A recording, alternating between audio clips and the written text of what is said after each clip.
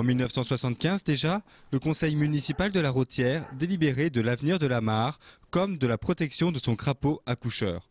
Lors du même conseil, la commune décidait d'intégrer le parc naturel régional.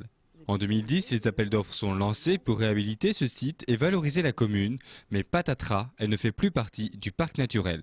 La Rothière a toujours été dans le parc. Moi, je suis rentrée au conseil municipal en 1995 et j'étais première adjointe en 2001. À partir de 2001, j'ai toujours fréquenté énormément les réunions du parc. Et nous, on était toujours un petit peu impliqués par le parc. Donc le parc nous a donné souvent des subventions pour l'église, pour la Pietà. Et puis bon, là pour la mare, c'était en bonne voie. Et puis donc avec la nouvelle charte. Cette charte indique qu'un parc ne peut accueillir un site de traitement de déchets nucléaires.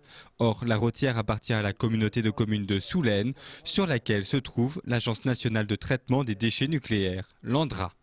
On veut plus de moi dans le parc, hein, c'est bien indiqué hein, dans les modifications statutaires que je viens de recevoir. Hein. Considérant que si le conseil municipal de la Rothière a approuvé la charte, la communauté de communes de Soulaine à laquelle appartient cette commune l'a refusée. Considérant qu'en application de l'article L 333-7 du Code de l'environnement, le rejet de la charte par la communauté de communes de Soulaine interdit le classement du territoire de la commune de la Rothière dans le PNRFO. Voilà, ça veut bien dire ce que ça veut dire. Mais pour le parc naturel, cela ne pose pas de problème pour la commune si elle souhaite continuer à participer avec le statut de membre associé.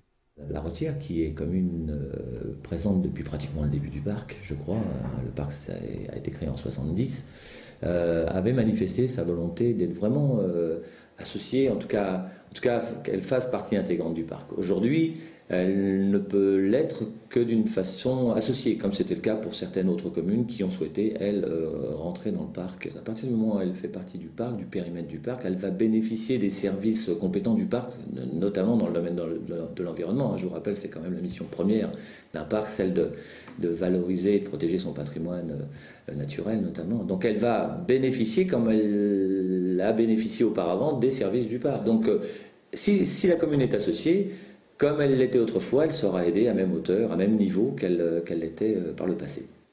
Michel Huette et Christian Branle doivent se rencontrer prochainement pour discuter de l'avenir de cette collaboration qui dure depuis presque 40 ans.